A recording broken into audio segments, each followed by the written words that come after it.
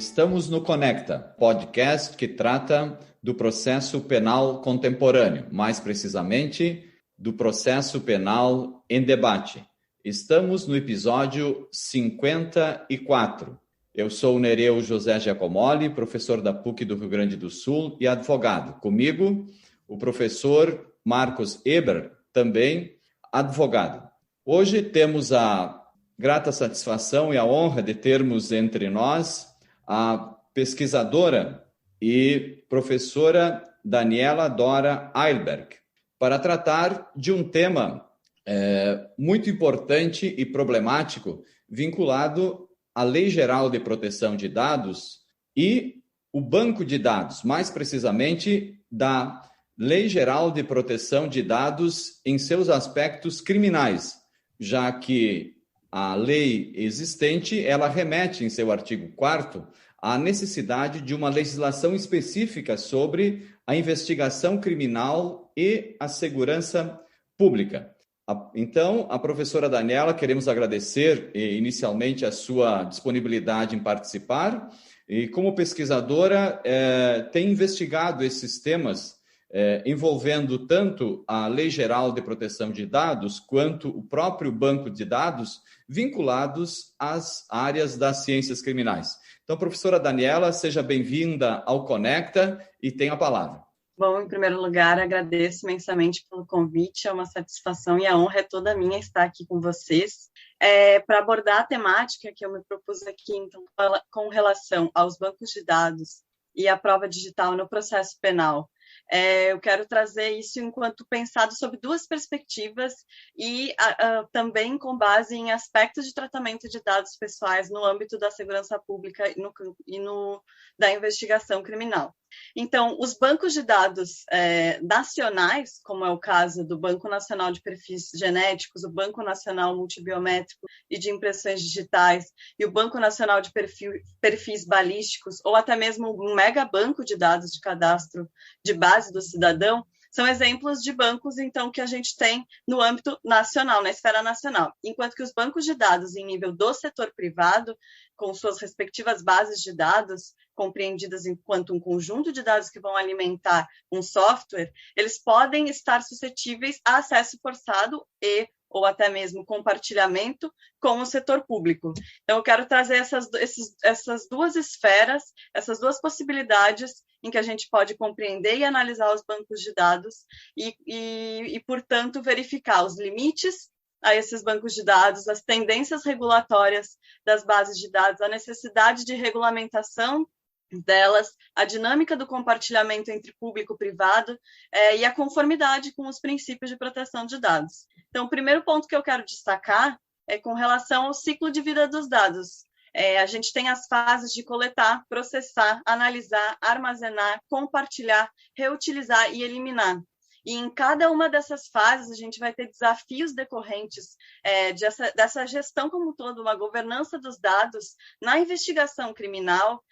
e na persecução penal, que quando são realizadas de uma forma inadequada, seja ela intencionalmente ou não, vão possuir graves consequências. Quando a gente fala de dados e tecnologias na investigação, a gente não está falando só dos meios de obtenção da prova digital, como são aí os exemplos mais famosos, mas também com relação aos softwares de armazenamento, os softwares dos sistemas de bancos de dados, que por vezes vão tratar dados extremamente sensíveis, como o caso dos dados biométricos, que vem cada vez mais sendo incorporados à esfera penal por meio do direito probatório. Então, a segunda questão que eu quero elencar aqui é a necessidade de uma diferenciação do que seria a fonte de prova digital para a prova digital como sendo algo central e imprescindível para a gente pensar no aprofundamento teórico, dogmático, do que são esses dados digitais e como a gente vai poder pensar o processo digital, a prova digital. Então, quando se trata de aquisição da fonte de prova digital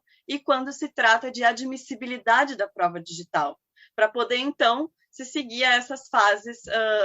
de toda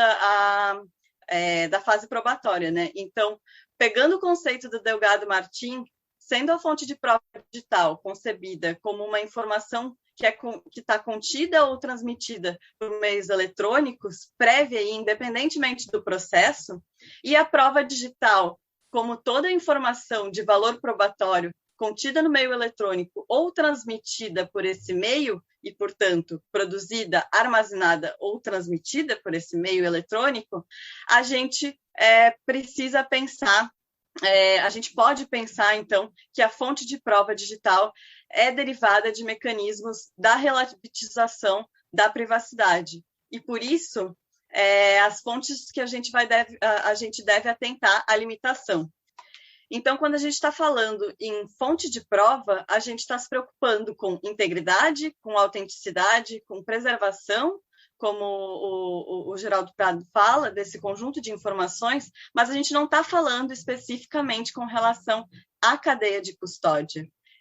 A gente está falando a um momento prévio. A cadeia de custódia ela é um conjunto de técnicas que vão incidir na investigação, mas a investigação ela não vai nascer na autoridade do Poder Judiciário. Então, esse é um ponto bem importante para ser levado em conta como a gente vai perceber esses conjuntos de informações e de dados. E o terceiro ponto que eu vejo como necessário para a gente abordar aqui são algumas questões instigadas e relacionadas à proteção de dados no campo penal e de segurança pública, trazendo reflexões essenciais que provêm do conteúdo e estrutura normativa que uma lei geral sobre tratamento de dados pessoais para esses fins deve conter, assim como também como toda essa base principiológica deve ser abordada em nível de Código de Processo Penal, e aí o que a gente vê os perigos com relação aos projetos de lei que a gente tem trazendo muitas questões relacionadas à prova digital, e mais a fundo ainda as previsões de leis específicas quando a gente pensa em medidas interventivas dentro dessa lógica do processo digital. Então, quando a gente traceja um recorte transversal nas investigações criminais pela lógica digital, é importante interseccionar a dogmática processual penal com a dogmática constitucional da proteção de dados, que cada vez mais também é incorporada à dogmática material, e atentar às mais variadas mutações que a gente vê dos institutos processuais tradicionalmente desenvolvidos pela doutrina em uma era analógica, e ainda sem falar dos respingos autoritários, e que não mais se apresentam com a possibilidade de transposição para a atualidade sem ferir muitos dos direitos cada vez mais internacionalmente reconhecidos como direitos fundamentais. O direito fundamental à autodeterminação informacional, a integridade e confiabilidade dos sistemas informáticos. Então, o trabalho realizado pela Comissão de Juristas, extremamente qualificada, em novembro de 2020, que foi apresentado à presidência da Câmara dos Deputados na forma de anteprojeto da LGPD penal, teve justamente o intuito de contemplar a lacuna do artigo 4º, inciso 3º da LGPD, e incorporar previsões imprescindíveis para o tratamento de dados em matéria penal e de segurança pública. O que a gente precisa levar em conta, em primeiro lugar,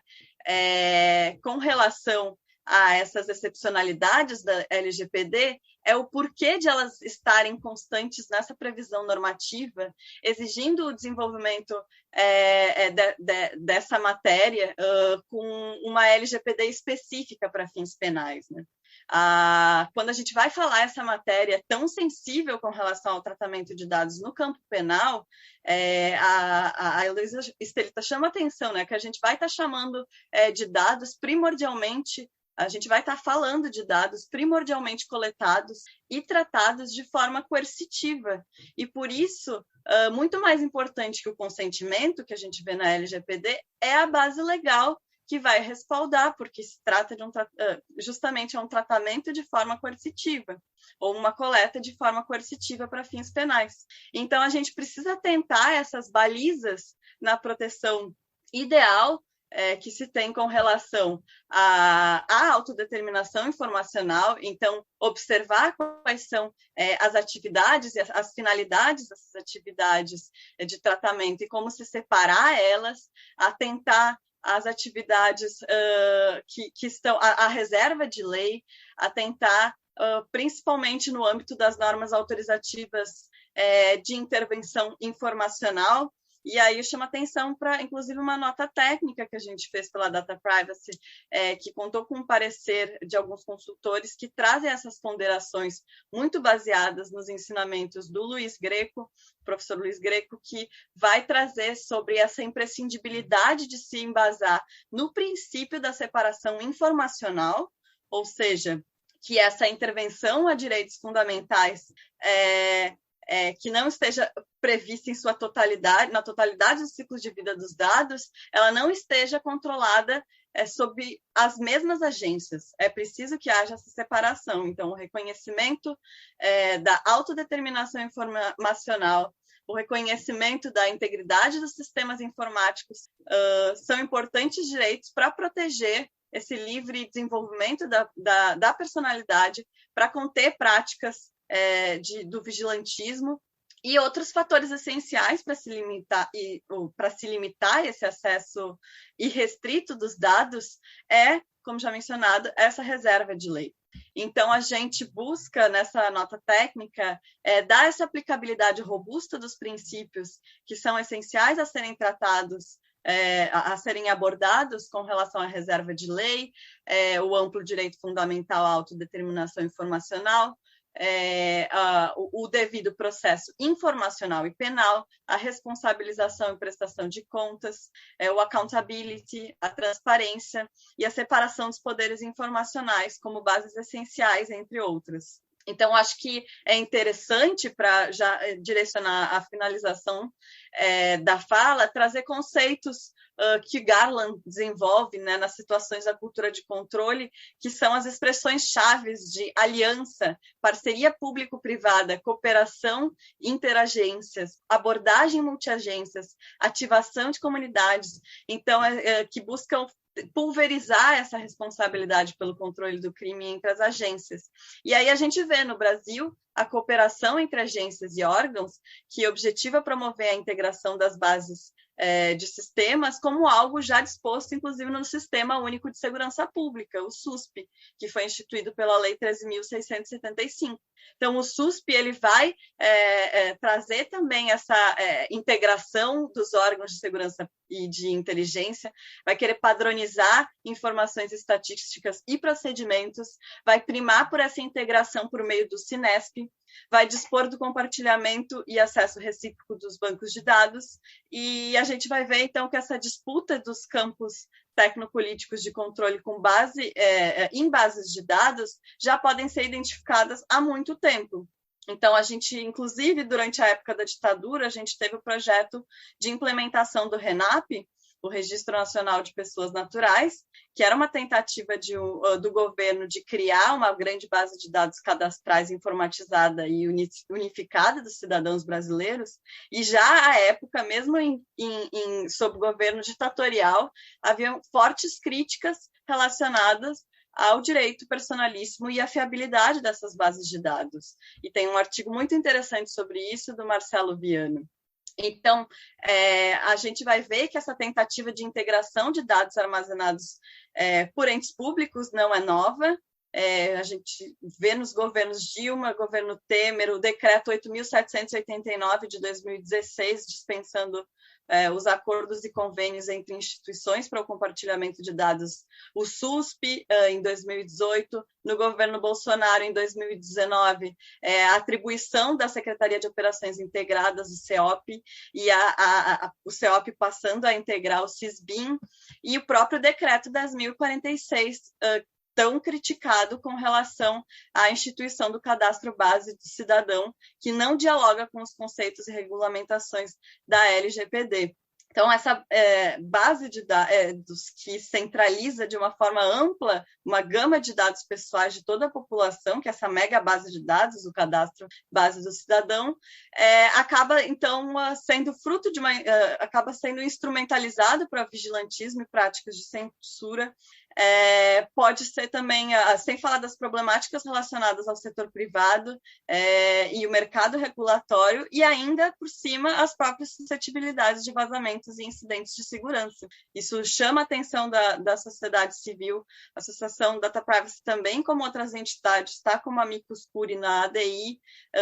que foi ajuizada pelo Conselho Federal da Ordem de Advogados do Brasil, e questiona justamente essas problemáticas que a gente vai verificar quando se tem um acesso a um banco de dados para fins, por vezes, inclusive políticos, para fins securitários, com esse discurso, com essa pauta de vigilantismo e não de políticas públicas, como se propunha o cadastro de base dos cidadãos. Então, os bancos merecem atenção com relação a essa lógica de vigilância e afetam, de certa forma, a estabilidade quanto à proteção dos dados pessoais, de mesma forma que muitos sustentam a sua necessidade para a efetivação das investigações. É preciso que haja regulamentação desses bancos que já estão legalizados para que a gente possa primar, então, pelos princípios da finalidade, da necessidade, da transparência, sem direcionamentos imprescindíveis e relevantes para a análise da regulamentação desses tantos projetos que vêm à tona cada vez mais no Brasil. Então é isso. Obrigada. Obrigado, professora Daniela. A Daniela, que é pesquisadora sênior da Associação Data Privacy do Brasil e pesquisa, mestre e doutoranda em Ciências Criminais. O Conecta quer agradecer a disponibilidade de estar conosco e parabenizá-la por esta brilhante intervenção e pesquisa que está realizando acerca do banco de dados e da Lei Geral de Proteção de Dados no aspecto criminal, tudo relacionado dentro do grande tema da prova digital, da coleta de dados para fins de investigação criminal, segurança pública, e também resultando disso depois na sua utilização e a admissibilidade, valoração no processo penal. Esse foi o episódio número 54 do Conecta, que está no ar no dia 26 de maio de 2021, a partir das 18 horas. Compartilhe Conecta, compartilhe conhecimento. Muito obrigado.